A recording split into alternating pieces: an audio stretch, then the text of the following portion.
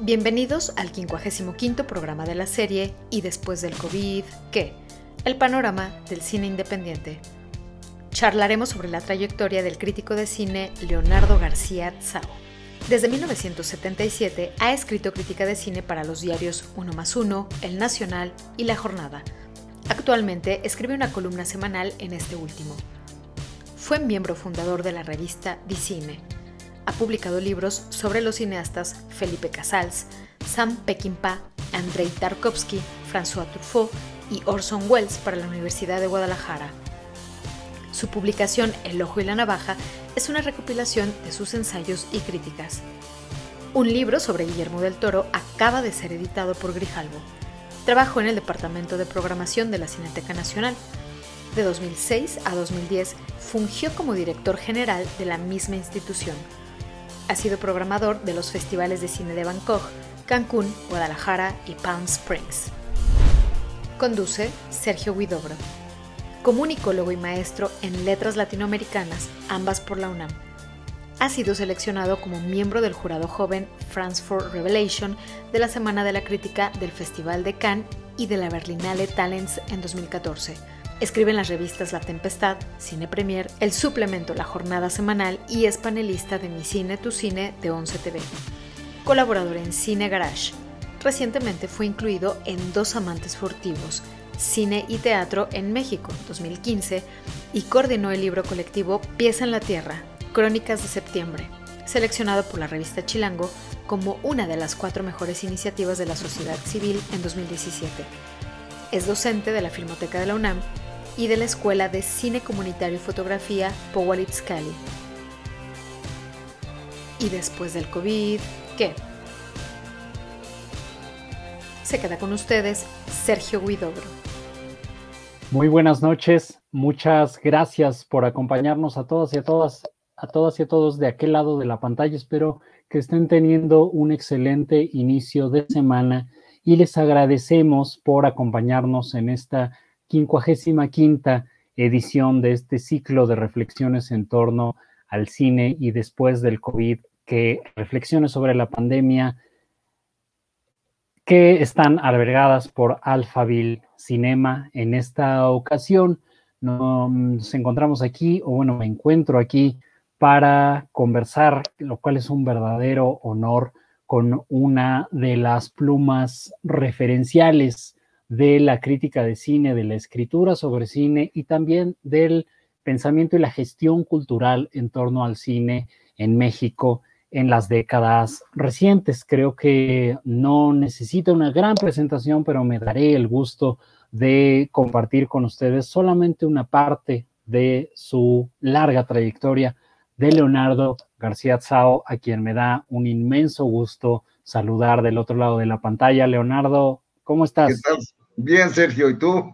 También muy bien, encerrado como debe de ser. Espero Exacto. Que tú también. Yo también. Perfecto, les cuento rapidísimo. Estoy seguro de que la inmensa mayoría de personas allá del otro lado lo conocen bien. Leonardo García Tsao, nacido en la Ciudad de México en 1954, es un crítico de cine y escritor mexicano, quien actualmente se desempeña como crítico en el diario La Jornada y en la emisión televisiva Encuadres, al lado de la también muy querida Fernanda Solórzano desde octubre del 2018. En adelanto los felicito, Leonardo, por estos próximos 3 años, ¿no? Que ya van a cumplir en el siguiente octubre. Qué rápido pasa la vida y qué lento pasa la pandemia, las dos cosas, supongo. Pero antes de La Jornada ha colaborado en una larga lista de medios de alcance nacional e internacional, como los periódicos Uno más Uno y El Nacional.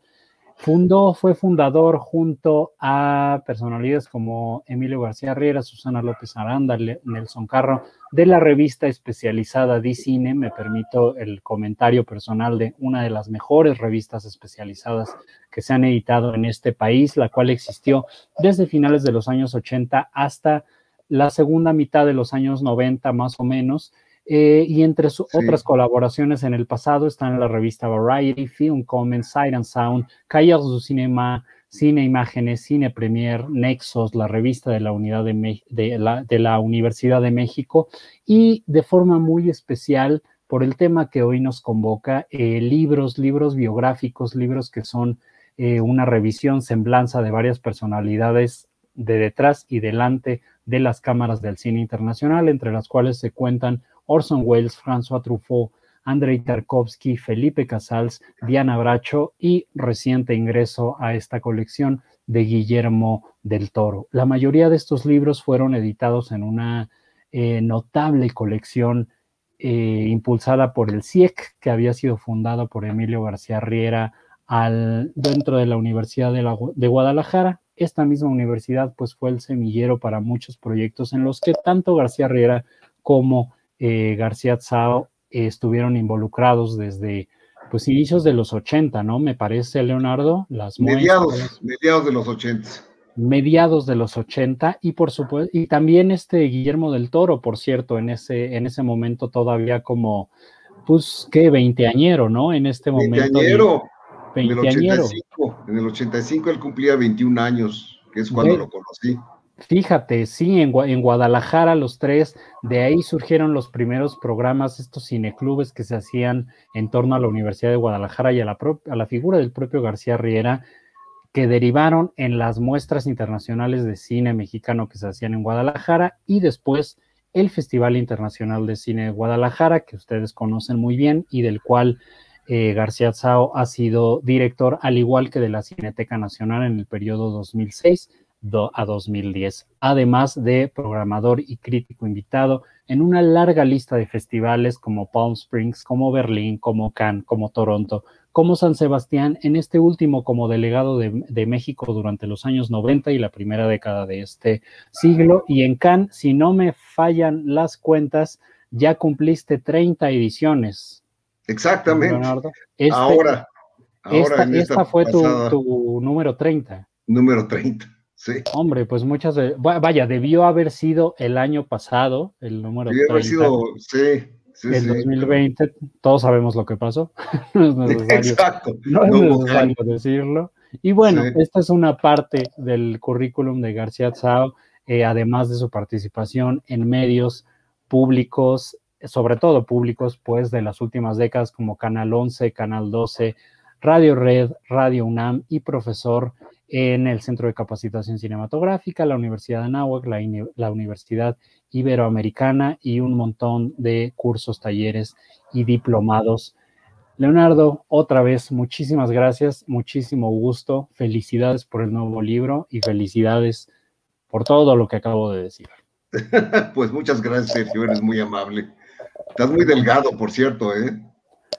Gracias. Gracias. No sé si sea un efecto de la pandemia o Yo al contrario, yo me puse a jamar en la pandemia, estoy más gordo.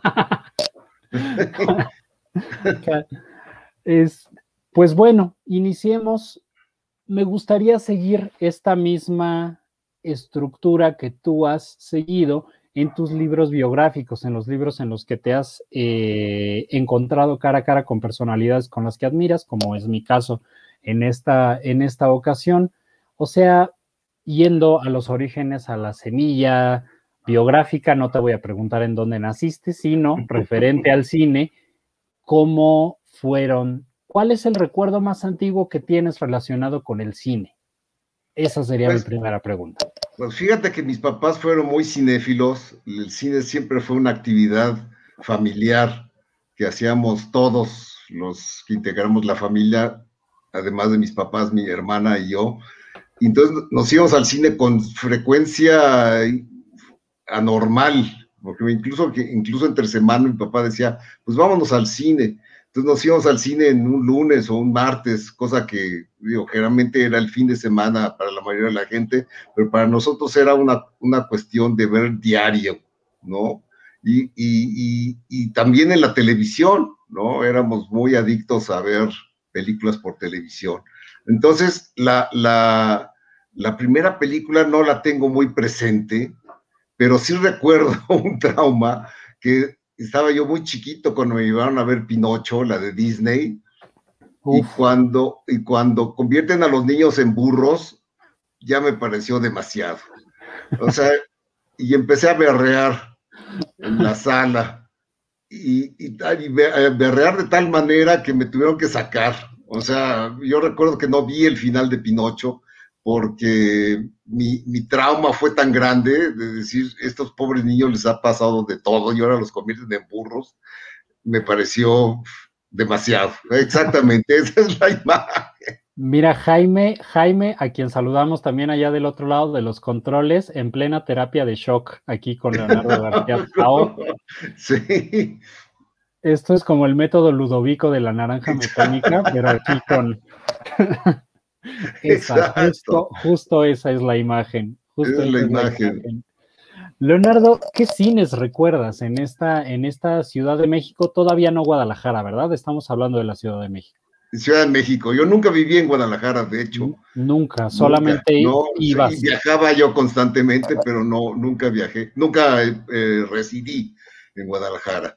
Pero sí, en el DF, obviamente, íbamos a los cines más cercanos, que eran pocos, ¿no? Porque vivíamos en Las Águilas, entonces eran pocos cines los que nos quedaban cerca. El más cercano era el Manacar.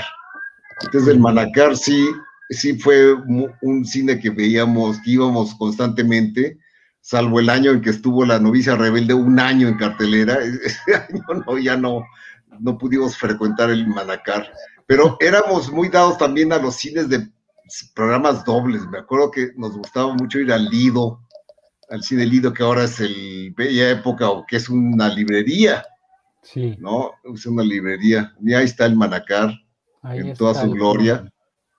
Y también íbamos al cine Gloria, que era aún mejor porque ofrecía 3 películas por 3 pesos.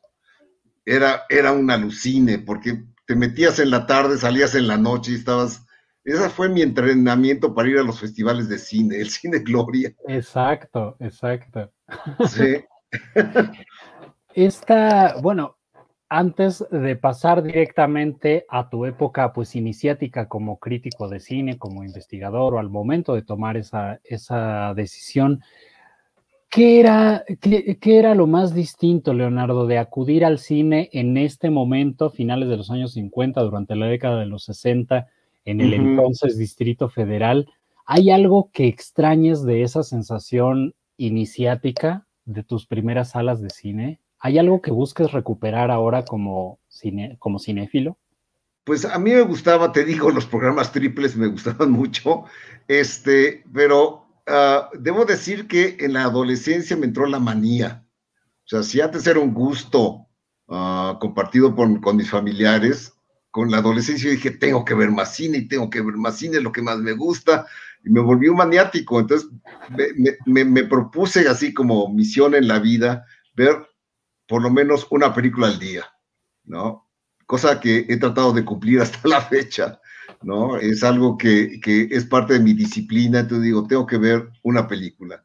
Claro, ahora el video lo ha facilitado, pero en esa época, en los 60s, pues habría que subirse al camión, porque yo no manejaba, y irse a los cines, aún los más remotos y aún los más de piojito que les decíamos.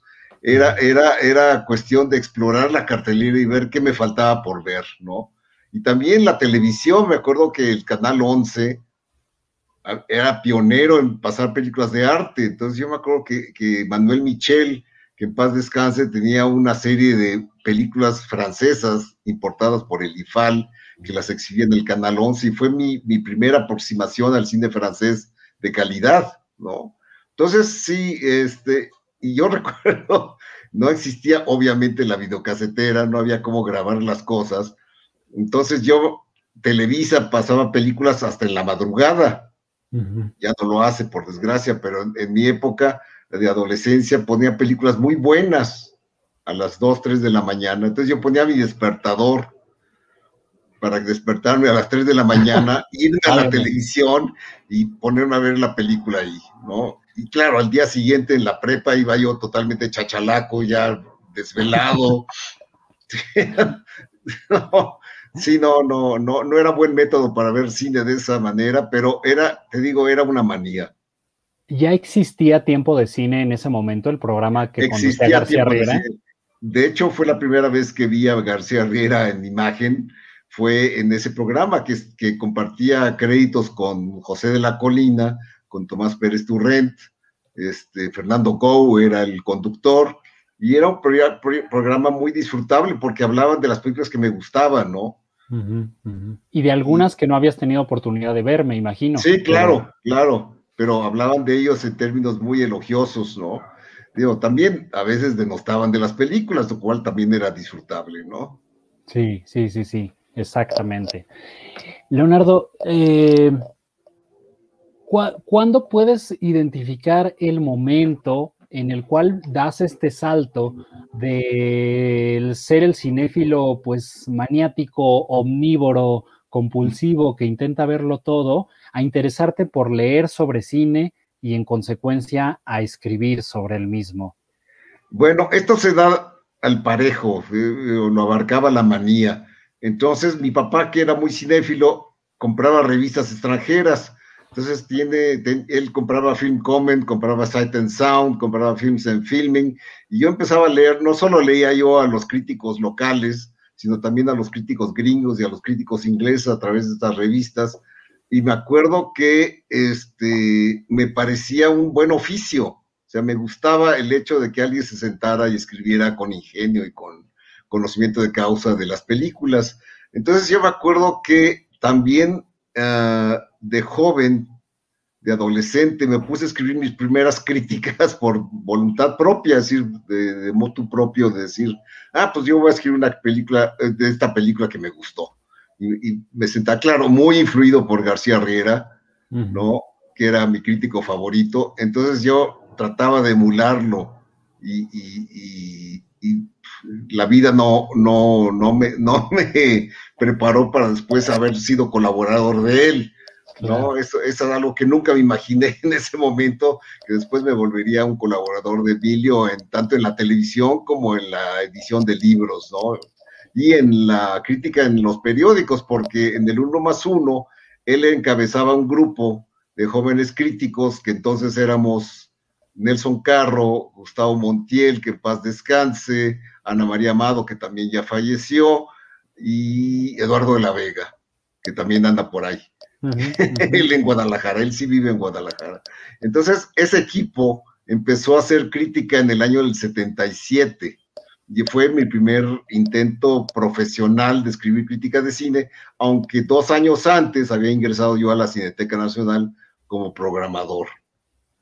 Como investigador primero, después como programador. Entonces, me acuerdo que mis primeros textos publicados fueron presentaciones de ciclos. Entonces, me acuerdo el primero que yo escribí fue una retrospectiva de Griffith, que el Museo de Nueva York, el Museo de Arte de Nueva York, nos prestó un ciclo muy completo de Griffith, de sus largometrajes. Entonces, a mí me tocó hacer el programa de presentación, y eran anónimos, ¿no? En esa época los textos no se firmaban, y bueno, mi gran orgullo fue que se publicara algo mío en los folletos de la Cineteca. ¿Recuerdas el momento de haber conocido a García Riera, que después iba a ejercer un papel tan importante como mentor para tu generación, pero para ti en particular? ¿Recuerdas el haberlo conocido? Sí, me acuerdo. El momento fue además un poco vergonzoso, porque habíamos hecho, entre otros amigos y yo, una película en Super 8 que se llamaba La verdadera vocación de Alicia, y queríamos la opinión de un profesional. Entonces, Gustavo Montiel, que era amigo nuestro, dijo, pues mi novia conoce a la hija, a Alicia, de García Riera, lo podemos contactar a través de ella y pedirle que vea nuestra película, ¿no? Entonces, eso hicimos, y Emilio, muy generosamente, porque ponerse a ver películas de Super 8 de unos jovenzuelos que lo invitan, pues es la verdad muy, muy generoso de su parte. Entonces, sí, asistió a la casa de uno de nosotros, vio la película, que no quiero ni recordar. Entonces nos dijo su opinión y era muy amable y tal, y ese fue el primer momento en que tuve contacto con Emilio. Después te digo, nos hicimos amigos, gracias a la frecuentación que tenía Gustavo Montiel con él, nos hicimos amigos y cuando se funda el periódico Uno más Uno, Emilio nos invita a todos a participar como críticos. Qué maravilla. Y esto que acabas de contar es para mí una revelación en cuanto a tu trabajo, pero creo que para mucha gente también. Y te tengo que hacer la pregunta, ¿tú entonces te planteaste hacer cine en algún momento? Digo, has escrito guiones y algunos de ellos se han filmado, pero ¿en algún momento te planteaste ser cineasta? ¿Eso sucedió alguna vez? Nunca. No, digo, lo del Super 8 fue una vacilada, ¿no? Porque queríamos hacer una película de horror, de un asesino, de un asesino en serie, pero nunca lo tomamos en serio. Es decir, yo nunca me propuse estudiar o en el CUEC o en el CCC, ¿no? Porque a mí lo que me gusta es ver cine. Es la gran diferencia. A mí la manufactura estoy consciente que es un trabajo arduo y difícil, ¿no? Entonces, yo que soy más bien flojo, yo dije, prefiero ver cine, ¿no? Y hablar del cine a partir de la película ya hecha, ya terminada, ¿no? De ahí, bueno, Emilio García Riera emprendió la iniciativa de los 15 proyectos que siempre estaba desarrollando al mismo tiempo. Dentro de la Universidad de Guadalajara, la fundación del CIEC, esta área pues pionera en la vida académica mexicana, que estaba dedicada no a hacer cine como el CUEC, que ya había sido fundado en el 63, sino al estudio académico, al estudio serio y a la investigación y el archivo relacionado con el cine, que es algo que García Riera pues hacía, pero por su cuenta, con la Filmoteca y todo, pero él era en realidad como un hombre institución, ¿no? Que tenía sus propios proyectos. Con la fundación del CIEC empieza esta serie de libros en los que, por cierto, Guillermo del Toro, ya adelantándonos, publicó el de Hitchcock, ¿no? Guillermo del Toro tenía su libro de Hitchcock, que creo que había sido como una tesis antes, algo así. No, lo hizo directamente para la publicación del libro, sí. Gracias por la aclaración, sí, porque estaba en esta misma, el propio García Riera, por supuesto, tenía ahí varias, pues libros biográficos, libros que eran el estudio de las obras de cineastas y que hoy son inconcebibles. Por desgracia. Muy difícil, por desgracia. Bueno, la Cineteca reeditó el de Del Toro hace unos años, ¿no? Pero los tuyos... pero fíjate lo que son las cosas. Hace unos años me habla una persona de la Universidad de Guadalajara, me dice, oiga, ¿usted quiere ejemplares de sus libros? Porque los vamos a quemar. No. Sí, entonces todos los libros que sobraban, porque además la universidad no es buena distribuidora de libros, como lo sabemos, ¿no? Entonces, lo que les preocupa es el currículum, ¿no? Entonces ya hemos editado tantos libros, ¿no? Pero no se preocupan por difundirlos. Entonces, en la Universidad de Guadalajara tenía una bodega gigante como la de Indiana Jones, ¿no? Donde estaban arrumbadas todas las ediciones de libros nuestros. Entonces, una vez me hablaron, me dijeron, ¿quiere usted ejemplares? Se los podemos vender baratos. O regalar, ¿no? Incluso libros? Me lo regalaron, corrijo. Y dije, sí, quiero tantos de este y tantos del otro. Y me los mandaron y ya esos libros, pues, valieron. Los destruyeron ya la edición completa, ¿no? Lo cual me parece una lástima porque son libros útiles, sobre todo, ¿no? Son buenos libros introductorios para diferentes directores, como fueron Hitchcock, como fueron, en fin, ya lo has mencionado, ¿no? Apareció en pantalla el de Tarkovsky, en fin, era una buena idea. Hay que decir que García Riera había propuesto a muchas instancias del DF la creación de un instituto de investigación de cine. Nadie le hizo caso. Fue hasta que Raúl Padilla en la Universidad de Guadalajara dijo, pues nosotros lo hacemos. Entonces fue cuando Emilio decidió irse a vivir a Guadalajara, esto fue en el 86, y que se funda además la muestra de cine mexicano. Ocurren varias cosas en Guadalajara, y Guillermo del Toro se integra a la escuela también como maestro, ¿no? Entonces eso era un momento de eclosión cultural en Guadalajara, muy interesante, ¿no? Es un momento, porque además surgen los cartones de Trino, de Gis, de Falcón, empiezan a surgir varias cosas en Guadalajara que hablan de un fervor cultural, ¿no? Es una época que ha quedado muy poco registrada, una época muy boyante, ¿no? Para la cinefilia, la Guadalajara de los 80. Sí. Yo diría al nivel de lo que para el punk fue el Londres de los 70, ¿no? Para la electrónica fue el Berlín de los años 90. Eso pasó con la crítica de cine en Guadalajara en los años 80. Vivía todavía Jaime Humberto Hermosillo allá, ¿no? Y se estaban iniciando las muestras de cine que Jaime derivaron en el festival. Sí. Jaime fue el pionero, porque él tenía su grupo de crítica, de apreciación de cine que se llama Cinecrítica de Occidente. Entonces ahí estaba Guillermo, como un jovencito entusiasta. Entonces, y de ahí surge mi conocimiento de Guillermo, porque Guillermo trabaja en una película que rodó Jaime en Guadalajara que se llama El Corazón de la Noche. Del 83. Exacto. Y en ese año yo tenía una novia que también trabajó de asistente en esa película. Entonces se conoció con Guillermo el Toro y cuando regresa mi novia al DF me dice, conocí a un chavo que te va a caer muy bien, porque le gusta el cine de horror, los cómics igual que a ti, es un chavo muy... Y dije, perfecto, la próxima vez que venga lo conozco. Y tal cual, ahí está un fotograma del Corazón de la Noche. Buenísima película, por cierto. Sí, que por cierto en su momento no fue apreciada y después el tiempo le ha dado la razón a Jaime, ¿no? Pero entonces te digo, entonces conocí a Guillermo y desde entonces nos volvimos amigos. Y los dos formaban parte, Guillermo el Toro, tú, de este círculo que orbitaba alrededor de estas dos figuras fundamentales para la crítica de cine, ¿no? Jaime Humberto Hermosillo y Emilio García Riera, ambas alrededor de la Universidad de Guadalajara. Exacto. Y en este CIEC, en esta colección de libros del CIEC, tú publicaste el libro sobre Orson Welles, el de François Truffaut, el de Tarkovsky, uno de Sam Peckinpah, ¿no? Que Sam Peckinpah es uno de estos tótems. Sí, es uno de mis tótems y es un libro que curiosamente nadie peló.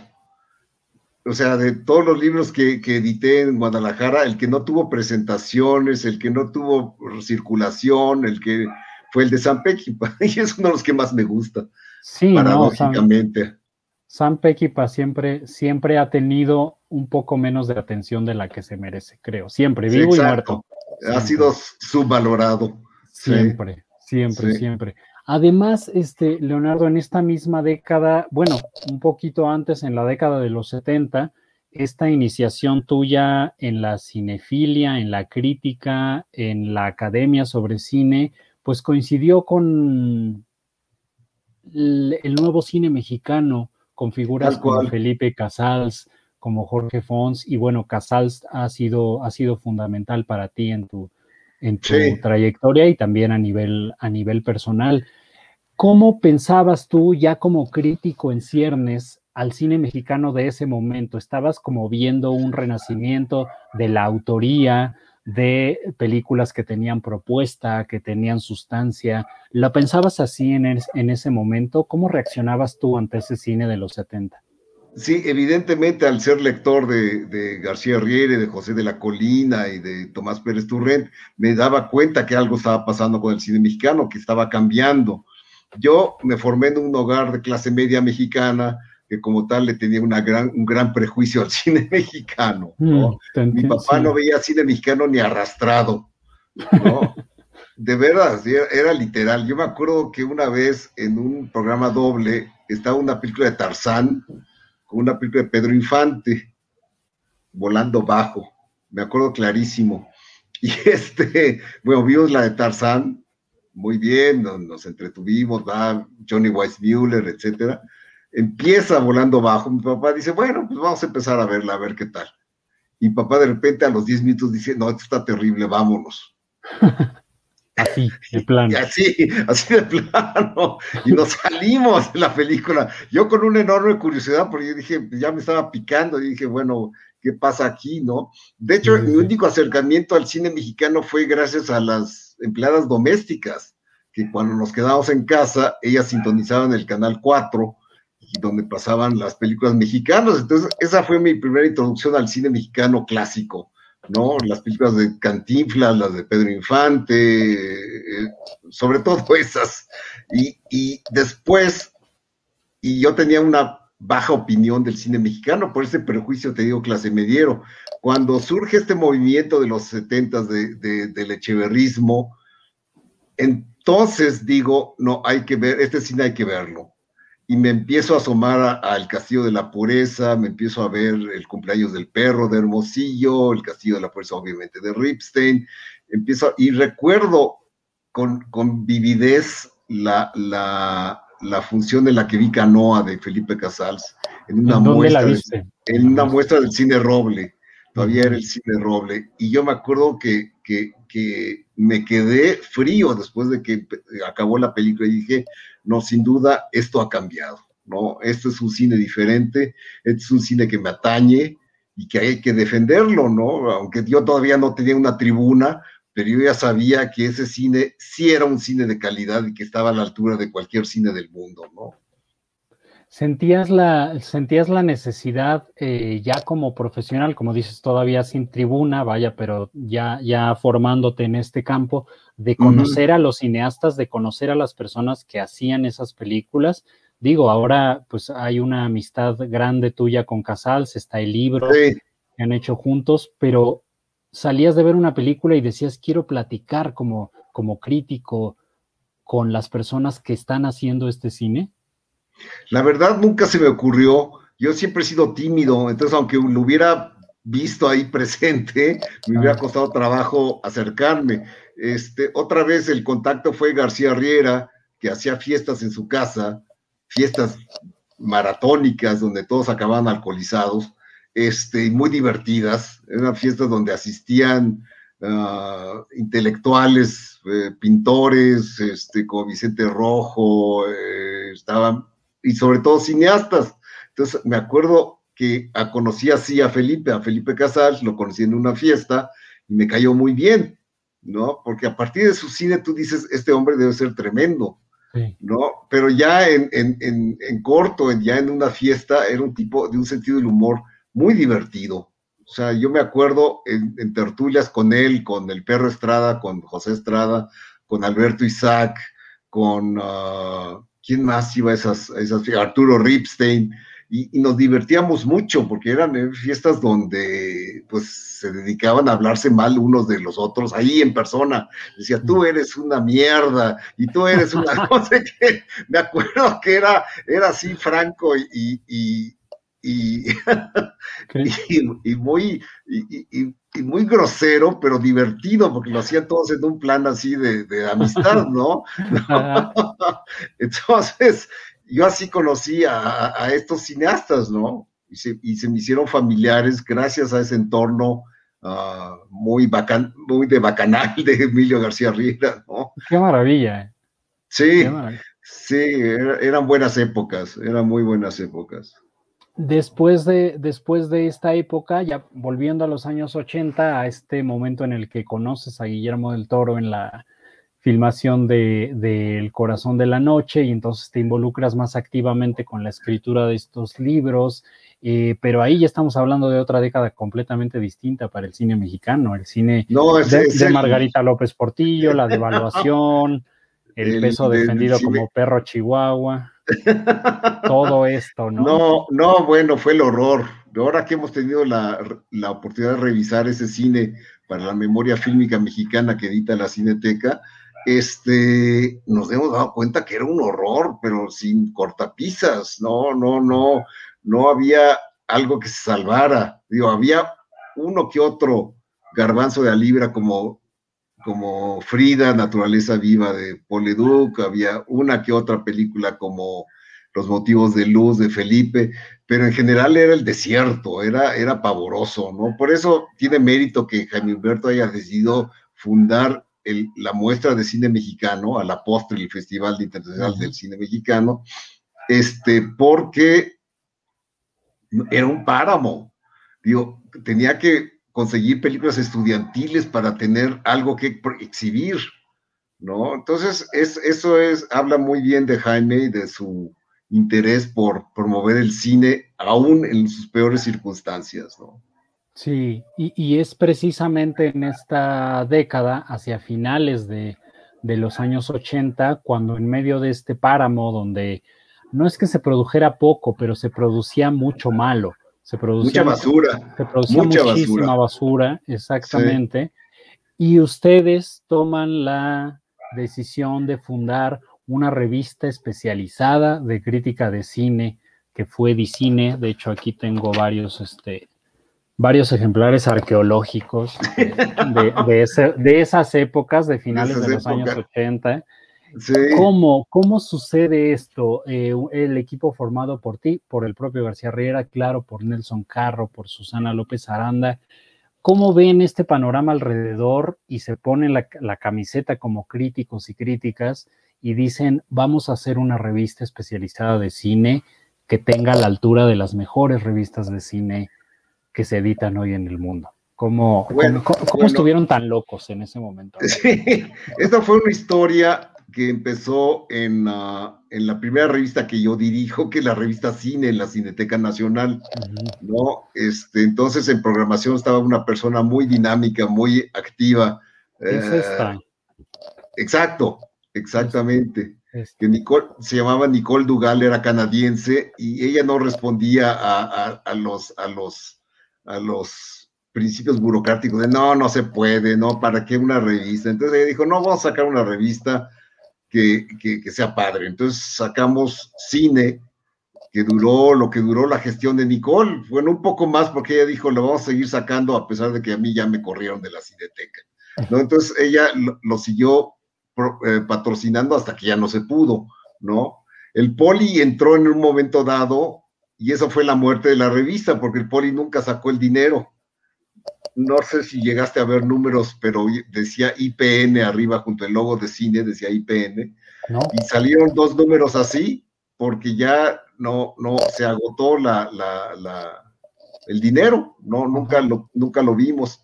Luego García Riera dirigió con el personal de 1+1 una revista que se llamó Imágenes, que duró 7 números exactamente. 7 números. Sea, sí, Cine llegó a 30 y tantos, lo cual era un récord para entonces, porque todas las revistas de cine en México duraban el número fatalista del 7, el número fatídico del 7, había una revista que se llama Otro Cine, también llegó a 7. Creo que Snob, la de Elizondo, creo que también son como 6, 7, algo así, hay una maldición ahí con el número. El número 7, sí. Y la revista que sacó Emilio en su momento, que se llamaba Nuevo Cine, también duró 7, ¿no? Ah, claro. Entonces, sí. Sí. Que hace poco editaron un facsímil de varios ejemplares de la libro. Revista. Sí, facsimilar. Entonces, yo ya estaba enojado porque la siguiente revista en la que nos enfrascamos, que fue en la Cineteca propia, se llamó Primer Plano. La dirigía Mario Aguiñaga, que entonces llevaba el departamento de programación. La hicimos y nos quedó muy bien. El primer número estábamos muy orgullosos y resulta que acabandito de salir se quema la Cineteca, se incendia y se destruye. Esto es el 83, algo así. 82. En el 82, ahí muere Primer Plano, que no es esta, por cierto. Esta es otra revista que se llamó Primer Plano. Esta es Primer Plano, con la portada de una película de Jaime Humberto Hermosillo que se llamaba Idilio. Y esta es contra María Rojo. Y es un incunable. El que tenga este número de la revista, pues tiene un verdadero incunable, porque ese sí fue primer y último plano. No salió nada, ni una más. Entonces yo ya estaba enojado de esa situación, ya llevábamos 3 fracasos al hilo. Entonces yo me acuerdo que viajé a Berlín, como lo estaba haciendo desde el 81, empecé a ir al Festival de Berlín y vi un periódico que editaban como parte de las funciones del festival. Entonces yo le dije a Nelson, le dije a Susana, le dije a Emilio, vamos a hacer un periódico. Digo, ya que no tenemos lana, esto no nos cuesta, lo podemos sustentar nosotros. Hicimos una rifa de cuadros de amigos de Emilio, Gabriel Ramírez, José Luis Cuevas, Vicente Rojo nos donaron cuadros para que los rifáramos.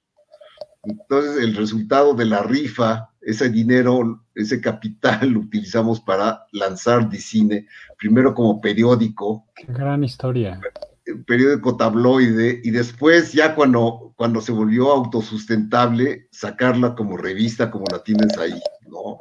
Entonces, es una revista exacto, que sacamos por amor al arte, es decir, independiente de los presupuestos, independiente de todo lo que nos había matado en las ediciones anteriores.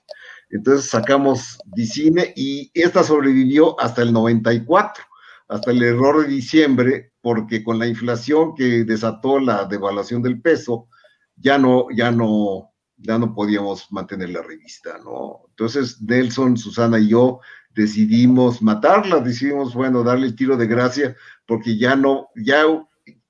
y si nunca nos volvimos ricos con Dicine, pero no perdíamos dinero, ¿no? Ese era el chiste, que la revista se sostenía a sí misma, pero ya el tener que invertir más de nuestros bolsillos ya nos parecía un despropósito, y ya la revista murió por desgracia. No, aparte de invertir más de sus bolsillos en 1994, pues ¿cuáles bolsillos, no? El peso estaba...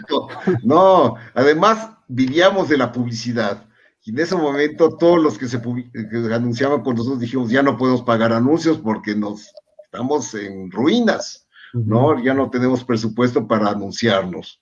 Entonces dijimos, ya, ahí muere. En este momento, Leonardo, tú ya tenías una disciplina, una pluma bastante pues constante con sus hábitos, ¿no? Para escribir sobre cine. Hoy veíamos a Andy McDowell en sección de video. ¿Cómo forjaste esa disciplina? Viajabas al Festival de Berlín desde 1981, o sea, todavía con la Berlín dividida, o sea, empezaste a viajar al festival en plena Guerra Fría, lo cual debió ser era fascinante, en efecto. Sí, no, yo fue el primer festival al que empecé a asistir. Después tomé después tomé San Sebastián como el siguiente festival al que me gustaba asistir, y hasta el 91, 10 años después, se me hizo ir a Cannes, ¿no? Entonces, desde entonces, y sí, es una disciplina que además yo todavía tenía rastros de la manía adolescente. Entonces iba yo a los festivales y veía 5 películas al día, veía las funciones de medianoche, cosas que ya no hago, por supuesto. pero en esa época sí yo decía, si no la veo ahora, no la voy a ver nunca, porque no existía el video de la manera que existe ahora. No había garantías de que una película se exhibiera después en México. Entonces, tal cual, este es uno de los programas que me tocaron a mí, con Elton John en la portada, ¿no? Sí. Entonces, este festival, que en esa época era muy sabroso, porque ahora lo cambiaron a una locación que no me gusta, pero en esa época era en el pleno centro de Berlín, ¿no? Entre Kudamm y Kurfürstendamm. ¿No era en el Palast? ¿No era en Potsdamer como es ahora? No, para nada, era en el centro de Berlín, junto a la catedral esta que está bombardeada. Ahí era el centro, ese es otro festival. El otro lado del parque donde está el ángel Exacto, el otro lado de ese parque, cerca del zoológico, muy cerca del zoológico. No, sí era lejos. Sí, no, Potsdamer Platz en esa época era tierra de nadie. Sí, pues era como el baldío, ¿no? Potsdamer era el baldío que estaba entre los muros. Sí, el que sale en las salas del deseo. Exacto, tal cual, sí. ¿No? Entonces, yo me acuerdo de esos viajes a la RDA, ¿no? Que era la República Democrática de Alemania, que entrar como a un terreno absolutamente desconocido y hostil, ¿no? Qué Porque maravilla. sentías que te estaban vigilando todo el tiempo, ¿no? Sí, sí, sí. Y y yo Ya me después acuerdo, viste la vida de los otros y dijiste, pues sí era cierto. si era así, tal cual. Sí, no, y me acuerdo con un amigo, Federico Serrano, que fuimos a un bar y entramos como en las películas del oeste, todos nos voltearon a ver, ¿no? Todos de repente entraron a ver estos extranjeros que hablaban español, un idioma extraño, no, fue una sensación muy extraña. Y luego coincidió que a mi amigo Juan Villoro, el escritor, lo nombraron agregado cultural de la embajada de la RDA. Entonces ya mis paseos a la RDA fueron más comunes, incluso me quedaba a vivir en su departamento con ellos, con él y su entonces mujer Claudia. Entonces, pues era padre porque viajábamos en el coche diplomático y no teníamos que pasar por Checkpoint Charlie, que era una revisión larga y ardua y difícil. Y entonces pasábamos con el coche diplomático y ya estábamos en Berlín. Maravilla. Y estábamos en Berlín Occidente, que era el principio del capitalismo y la decadencia y todo eso que nos gustaba. Y del rock y del Lou Reed y de Exacto, y de todo eso. Mira, ahí está Checkpoint Charlie, precisamente. Ahí está el Checkpoint, que sigue ahí, pero ahora como turístico. Museo, pues, museo. Sí. No, es para turistas. Exacto. Y en esta época, Leonardo, ya finales de los 80, principios de los 90, había cambiado muchísimo el oficio crítico para ti, porque ya estamos hablando de la época del video casero, los VHS, los Betamax, empieza a haber mayor accesibilidad, al menos de ciertas películas. Me acuerdo que en el prólogo del Ojo y la Navaja tú hablas de cómo en esta época algunos críticos se volvían como especialistas en películas finlandesas de karatecas o cosas así, ¿no? Como cosas súper específicas. Y tú seguías viendo de todo, todo el tiempo. ¿Cómo le hacías con esa sobreoferta y cómo le haces ahora que hay todavía más sobreoferta? No, es una saturación. Ahora soy más exquisito, digamos, ya no veo todo. Ya esa época se acabó. Yo me acuerdo que cuando estábamos haciendo crítica para Uno más Uno, Gustavo Montiel, su mujer, su entonces mujer Cecilia, yo, Antonio Montes de Oca, decíamos, vamos a ver todo. La cartelera completita nos la vamos a echar. Entonces, hijo, eso nos llevaba a ver unos horrores indescriptibles. Me imagino. No. Pero yo me acuerdo que sí nos salimos de una, porque el rigor implicaba que nos teníamos que aguantar y ver el horror que fuera completito, ¿no? Ver los créditos finales, todo. Pero una película sí fue superior a nuestras fuerzas y fue El Circo de Cepillín. El payaso recién fallecido sí fue superior a nuestras fuerzas. Ahí sí nos aniquiló y dijimos, ¿qué estamos haciendo aquí? Vámonos. Entonces, recuerdo esa instancia en que abandonamos la sala con ningún remordimiento. Así que dijimos, esto ya es demasiado doloroso, ¿no? Y hoy en día, sobre todo en el entorno del confinamiento, en el entorno de la pandemia, ¿cómo has tenido que reorganizar tu oficio a partir de esta disponibilidad enorme de películas en las plataformas, pero que también hay mucha paja y mucha basura, mucho relleno en las plataformas?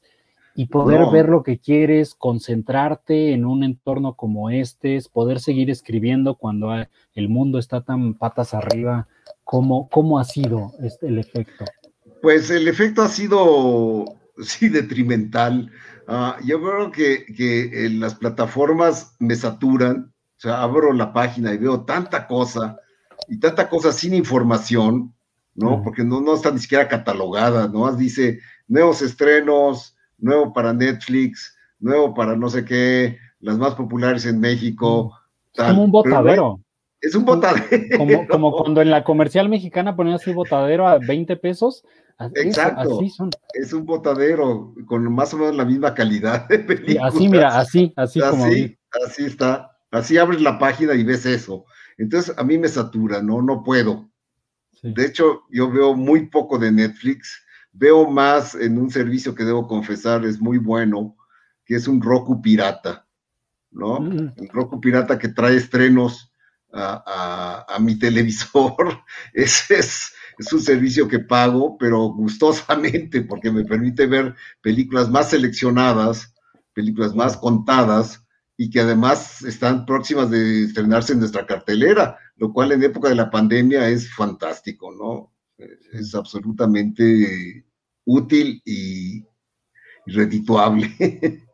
Y además la pandemia ha modificado todo el ecosistema desde la distribución, la exhibición y en lo que toca al oficio crítico, que aquí sí me permito el plural, creo que a los dos nos ha tocado, pues es el cierre de revistas, la modificación de las plataformas, de los portales, pues en donde se escribe, de los medios.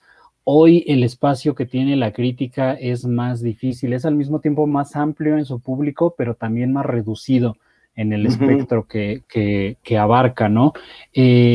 ¿Cómo lo ves tú y cómo lo vives tú comparado con ese otro entorno en el que, por ejemplo, podían ustedes editar una revista especializada, a lo mejor con poquísimo dinero, pero lo hacían de forma muy digna? ¿Cómo piensas hoy el futuro de la crítica en estos medios, en esta coyuntura digital? Curiosamente, creo que la crítica de cine está muy bien ahora, ¿no? Yo creo que hay buenas plumas, estás tú, está Eric Estrada, está Arturo Aguilar, es decir, hay jóvenes que me entusiasma que existan, ¿no? Porque antes también era un páramo, después de ciertas personalidades que además estaban enfrascadas en un duelo, era el bando García Riera contra el bando Ayala Blanco, cosa que fue bastante absurda y bastante negativa para el desarrollo de la crítica en México. Después de esa guerra Ay, mira, mira, ahí estás tú con Eric, precisamente. Ahí estaba yo hace como 15 kilos, creo. Oye, dime la fórmula, dime la dieta que has seguido. Sí, perdón, te interrumpí. No, pero Eric Estrada va a ser el que va a presentar mi libro, el de Guillermo del Toro, el próximo 5 de agosto, en la página de Penguin. Ahí se hará la presentación oficial. Por desgracia va a ser virtual, porque todavía no nos atrevemos a hacerla presencial, que me hubiera encantado, pero bueno, ya se hará. Leonardo, antes de pasar a la última sección, que sería referente al libro, a Guillermo del Toro, su cine y su vida y sus monstruos, ¿qué le dirías hoy a las personas mucho más jóvenes que hoy tienen la edad que tú tenías cuando conociste a García Riera y que quieren empezar a escribir sobre cine? ¿Qué es lo que deberían hacer en un entorno como este? ¿Qué les recomendarías tú? Pues por lo pronto cancelar Netflix, ¿no? Que cancelen Netflix y que se pongan a buscar estas reliquias que son los DVDs, los Blu-rays, que ya no hay aparatos reproductores, incluso ya no los venden, ¿no? Porque las plataformas los han vuelto obsoletos. Entonces, yo diría que se vuelvan cinéfilos en serio, que se vuelvan cinéfilos documentados, que hagan lo que tú hiciste, o que compren revistas de cine. No hay en México, bueno, está Cine Premier, pero que compren revistas extranjeras si se puede, que se documenten y que tengan una visión documentada del cine, ¿no? No así promiscua como ofrece Netflix, de que un día veo una película coreana, que no sé de dónde salió, al día siguiente veo Mis Reyes contra Godínez, al día siguiente veo, en fin, esa promiscuidad creo que no conduce a nada, ¿no? Lo que hay que hacer es realmente irse a los clásicos, además, ¿no? Que eso sí, yo noto una pereza entre los jóvenes estudiantes de cine en el CCC, cuando les paso películas mudas, se mueren, ¿no? Y le digo, son unos tesoros, digo, deberían agradecer que pueden ver estas películas en una pantalla grande. Bueno, cuando no había pandemia, ahora las tienen que ver en sus pantallas televisivas o en su computadora, peor.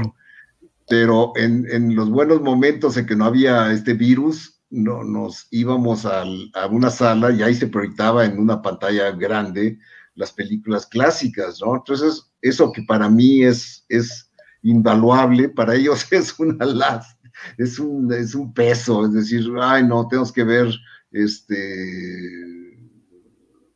el intolerancia, tenemos que ver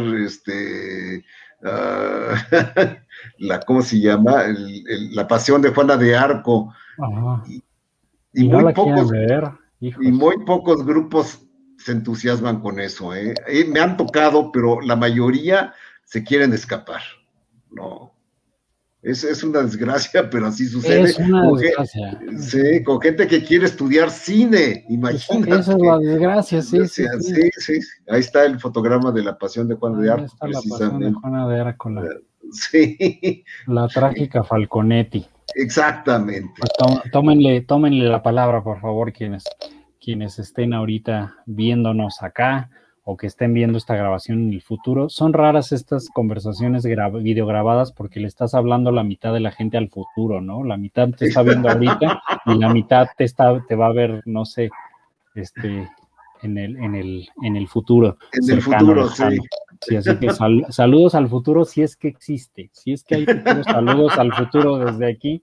Y pasemos entonces, seguimos el más reciente libro de Leonardo Guillermo del Toro, Su cine, su vida y sus monstruos, que es la última versión de este acercamiento que él hace increíblemente bien, que es sentarse así en el método Hitchcock-Truffaut, tal cual. Sentarse frente a frente con los creativos o creativas del cine. Lo ha hecho con Diana Bracho, lo hizo con Felipe Casals, lo ha hecho con varias personas, y ahora es nada más ni nada menos que el queridísimo Guillermo del Toro, el sujeto de este interrogatorio delicioso, pues que ustedes pueden encontrar. Se trata de un recorrido película por película y también etapa por etapa de la vida de Del Toro, contando unas anécdotas fascinantes, pero este libro nace de una complicidad personal muy, muy especial, como nos acabas de contar, Leonardo. Se conocieron a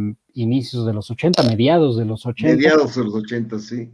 Y desde 85, entonces, precisamente. Desde el 85, el año del terremoto, y cómo se ha ido cultivando esta relación. Pero ¿cómo nació la idea de este libro, Leonardo? ¿Cómo fue la semilla de este proyecto? La semilla fue una serie de conversaciones públicas que tuve con Guillermo en el 18, que estábamos en el Festival de Guadalajara. Entonces Iván Trujillo, que era el director, me dijo, ya que está Guillermo aquí, que va a estar en el festival, queremos hacer cuatro charlas con él públicas. La cuarta fue en el Centro Telmex, que es enorme, es como el Auditorio Nacional, y se llenó. O sea, hasta mero arriba de los boletos, bueno, no se cobró, era gratis, ¿no? Pero cuando se cobran los boletos más baratos, hasta ahí estaba atiborrado de personas. Entonces, aquí está, esa es justamente una imagen nos pusieron en unos tronos extraños. Y ahí fue la charla con Guillermo, y Alejandro Pelayo, director de la Cineteca actual, estuvo presente y me dijo, oye, hay tal público para Guillermo, vamos a sacar un libro de entrevistas con él. Me dijo, ¿te lo echas? Dije, fascinado. Digo, con todo gusto lo hago, y Guillermo estuvo de acuerdo también. Entonces procedimos a hacerlo ese año, en agosto de 2018. Finalmente tuve oportunidad de centrarme con él y de finalmente acorralarlo, porque era difícil conseguir 3 días en donde estuviéramos solos y con concentración para poder hacer la entrevista, ¿no? Entonces, ese fue el origen del proyecto. Lo hicimos, me costó mucho tiempo y trabajo localizarlo, porque primero iba a estar en Toronto. Hice reservación, compré boletos, todo lo tuve que cancelar. Luego, no, va a ser en Los Ángeles. Ok, ahí te voy otra vez. Reservación, hotel, tal. No, tampoco. No, entonces va a ser en Guadalajara. No va a ser en Guadalajara. Finalmente me dice, va a ser en Vancouver. Entonces, donde él estaba preparando una película llamada Antlers, de Scott Cooper, que no se ha estrenado, no sé por qué, porque esto se estaba filmando ya en el 18. No sé qué habrá pasado. En fin, el caso es que en esa preproducción que estaba coordinando Guillermo, le permitió tener 3 días para dedicarse a la entrevista, ¿no? Qué maravilla. Y además, ¿cómo preparas algo así? ¿Cómo se preparan? Y ya le estoy robando un poquito las preguntas a Eric, que les recordamos la presentación de este libro es el próximo 5, ¿verdad? El próximo 5 de agosto. ¿Cómo preparas, cómo te acercas a a alguien, digo, es tu amigo personal en un nivel muy, muy íntimo, pero cómo es que el crítico de cine, Leonardo García Sao, el crítico de cine, regresa a revisar una filmografía para preparar un libro así? ¿Cómo fue ese cambio? Pues tal cual, la ventaja de los videos es que yo tenía toda la colección de Guillermo en Blu-ray, entonces me puse a revisar las películas antes que nada y a oír el soundtrack secundario de Guillermo, que él es verdaderamente didáctico en ese soundtrack, es muy bueno y explica las cosas con mucha nitidez, ¿no? Entonces yo dije, bueno, de aquí voy a sacar mis preguntas, entonces elaboré un cuestionario que seguí más o menos, porque el cuestionario solamente es una guía, ya después sobre la marcha la conversación la vas variando, pero sí, una plática que se dio naturalmente, porque tenemos la confianza de tantos años de amistad, ¿no? Entonces no hubo un solo momento de silencio raro, silencio incómodo, o de que él no quisiera contestar una cosa, no, todo fluyó como debía fluir, y sí, fue un trabajo que disfruté mucho hacer, y que el resultado me gusta mucho, me satisface mucho el libro. No, es maravilloso, es maravilloso, es un gran libro por parte de los dos. Está maravilloso él, estás maravilloso tú, y de verdad les recomiendo que sí, no, gracias a ti, les recomiendo mucho que lo compren. Leonardo, y que vayan a la presentación, o bueno, se conecten a la presentación. Se conecten a la presentación, sí. El 5 de agosto. Pues si están viendo esto después del 5 de agosto, pues recuperen esta otra. Qué raro es el tiempo, es como una película de Nolan esto. Vayan hacia atrás y el futuro ahora va a ser el pasado. Exacto. Muy raro. Leonardo, para ir cerrando esta conversación, de los cineastas o profesionistas del cine en general que más te interesan hoy, ¿a quién te gustaría, si pudieras entrevistar, hacer un libro como para alguien más, quien sea, de quién lo harías, y sobre alguien que ya no esté con vida, del pasado, de cualquier pasado, ¿a quién te gustaría entrarle? ¿Qué queda pendiente en la bibliografía de Leonardo García Sao? ¿Qué proyecto queda ahí por ahí en el deseo? Pues como fantasía me hubiera encantado hacer un libro así con Scorsese. Bueno, todavía está ahí. Todavía está ahí, pero desgraciadamente solo lo conocí una vez, me cayó muy bien, y le pedí una entrevista sobre Toro Salvaje, que era la película que se estrenaba en ese festival de Berlín. Entonces yo estaba fascinado por la película y siempre he sido scorsesiano. Entonces le pedí una entrevista y él se disculpaba de rodillas, incluso se ponía y me decía, no puedo, no tengo tiempo. Entonces un tipo muy simpático, y desgraciadamente no ha habido la posibilidad de hacer una entrevista larga con él, me hubiera encantado, ¿no? Ahora, de México, pues a ver quién surge, ¿no? Me encantaría de un nuevo joven cineasta que empiece a hacer varias películas, y que, lo de Guillermo son 10 películas, ¿no? Con las que transformó el mundo del cine. Entonces vamos a ver si alguien toma la estafeta y consigue algo similar, ¿no? Dentro del cine mexicano, y que yo conozca bien. Sí. Y de quienes ya no están, alguna cineasta ya fallecidos que dijeras, me hubiera encantado hacer este mismo trabajo, pero ¿con quién? Con Peckinpah, precisamente. Con Peckinpah. Sí, me hubiera encantado. Sí, también lo conocí, también le hice una entrevista, a él sí le hice una entrevista, y me trató muy bien. Primero me trató con hostilidad, muy comprensible, porque desconfiaba de todo el mundo, era paranoico. Entonces me decía, ¿quién te mandó? ¿La CIA? Y dije, no me mandó la CIA. Yo era un chavo, yo era un joven de un joven veinteañero. Entonces la pregunta hasta salía así como rara, y entonces me decía, no, bueno, voy a hacer la entrevista. Y sí me dedicó mucho tiempo el buen Sam a esa entrevista que después utilicé para el libro que escribí sobre él. ¿No? Sí, el libro ahora desaparecido, lamentablemente. Desaparecido, sí, extinto.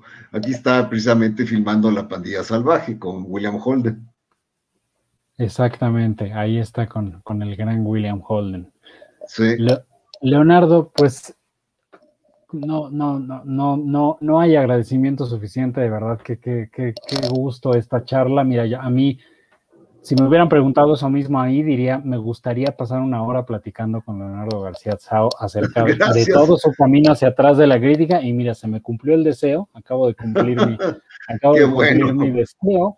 Muchísimas gracias. Sé que andamos ahorita todos apretaditos de los tiempos, pero recuérdanos, en este momento te podemos leer en la jornada, ¿qué días? Los sábados. Los sábados en la jornada, y Encuadre que sale los primeros viernes de cada mes, está en TV UNAM, y luego el primer domingo de cada mes está en Canal 22, Encuadre Iberoamericano, con la siempre agradecible Fernanda Solórzano. Exactamente, el dúo dinámico de la crítica en la televisión mexicana. Ahí están. ¿Cómo me gusta su set? ¿Cómo me gusta el set que tienen Es muy bonito, sí. Muy bonito. Acérquense a Encuadre, acérquense a leer a Leonardo en la jornada, y en Twitter, lo pueden encontrar como @Wallider o Wallider, ¿no? Exactamente. WALYDER. Ahí, tal cual. Ahí, por favor, acérquense al trabajo. Ahí tienen su cuenta. Mira, ahí está la noticia de la presentación. Que acabamos de hacer. Y pues muchísimas gracias, Leonardo. Muchísimas gracias por esto. No, gracias a ti. Y mucha suerte, muchos abrazos virtuales. Y nos veremos, como debe de ser ahora. Eso espero. ¿Qué será? Morelia, a lo mejor, ¿no? A lo mejor Morelia. Nos veremos ahí. Espero que sí, confío en que sí, que el virus ya se empiece a replegar. Y pues muchas gracias a todas y a todos quienes nos acompañaron allá del otro lado de sus pantallas, ahora o en el futuro, lo vuelvo a decir. Y lean por favor esta maravilla a dos voces. Leonardo García Tsao escribe sobre Guillermo del Toro en la mirada de Leonardo García Tsao. Muchísimas gracias, Leonardo, y que tengas muy buena semana. Muchos abrazos. Tú también, abrazos.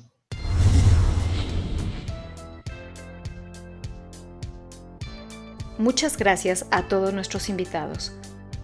Y después del COVID, ¿qué? El panorama del cine independiente. Los esperamos la próxima semana en el programa dedicado a la trayectoria de la primera actriz Silvia Pasquel. Puedes ver todos los programas de la serie en www.vivirtucine.com. Esta fue una producción de RH Media para Alphaville Cinema. Voz, Lucero Calderón.